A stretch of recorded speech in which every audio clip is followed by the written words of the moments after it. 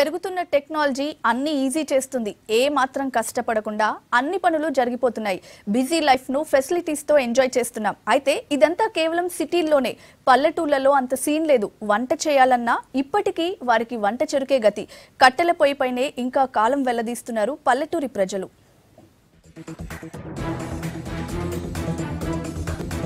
General గా ఇంట్లో వంట దేనిపై చేస్తారు అనగానే గ్యాస్ పై అని తక్కువ జవాబిస్తుంది నేటి తరం.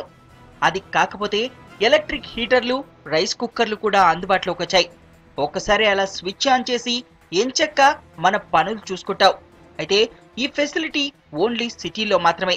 మరి పల్లెటూళ్ళలో అలాంటి పరిస్థితి ఉందా అంటే ఖచ్చితంగా లేదని చెప్పాలి.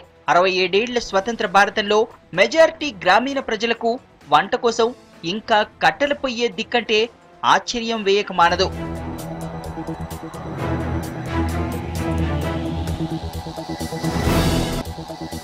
దేశం ఎంత ఫాస్ట్ గా డెవలప్ అవుతున్నా గ్రామీణ మహిళలకు వంటింటి కష్టాలు తీరడం లేదు. ఇప్పటికీ పల్లెటూరు మహిళలవి పొగచూరిన జీవితాలే. దేశవ్యాప్తంగా గ్రామాల్లో 300 మంది వంట కోసం కట్టెలపైన ఆధారపడుతున్నారు. 67% కుటుంబాలు కలపను వాడుతుండగా కేవలం 15% మంది మాత్రమే ఎల్పిజి యూజ్ చేస్తున్నారు.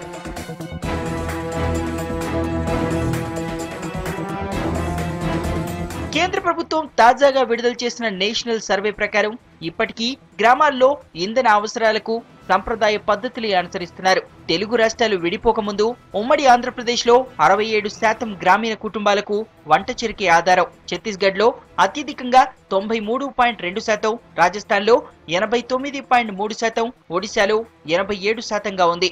గ్రామీణ ప్రాంతాల్లో ఎల్పిజి యూసేజ్ చూస్తే తమిళనాడు టాప్ ప్లేస్ లో ఉంది. ఇక్కడ 37% కుటుంబాలకు వంట కోసం గ్యాస్ వాడుతున్నారు. ఆ తర్వాత స్థానంలో కేరళ, పంజాబ్ రాష్ట్రాలున్నాయి.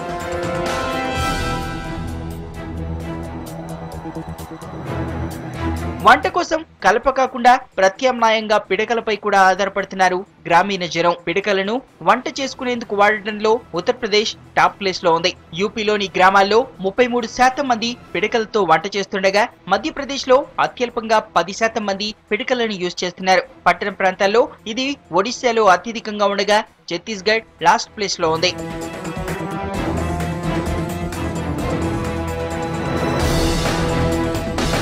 వంట అవసరాలే కాదు, విద్యుత్ వినియోగంలోనూ గ్రామీణులు వెనుకబడి ఉన్నారు. బీహార్లో ఇప్పటికీ రాత్రిపూట వెలుతురుకు కిరోసిన్ దీపాలని వాడుతున్నారు. ఇక్కడ అత్యధికంగా 73% గ్రామీణ ప్రజలకు కిరోసిన్ దీపాలే ఆధారం. ఒడిశాలో ఈ పరిస్థితి చాలా మెరుగ్గా ఉంది. కేవలం 3% మాత్రమే కిరోసిన్ దీపాలు వాడుతున్నారు. మిగిలిన వారికి విద్యుత్ అందుబాటులో ఉంది. అయితే విద్యుదీకరణలో ఉమ్మడి ఆంధ్రప్రదేశ్ అన్ని రాష్ట్రాల కంటే ఫస్ట్ ప్లేస్ లో ఉంది. ఉమ్మడి రాష్ట్రంలో 97% ఇళ్లకు కరెంట్ అందుబాటులో ఉంది.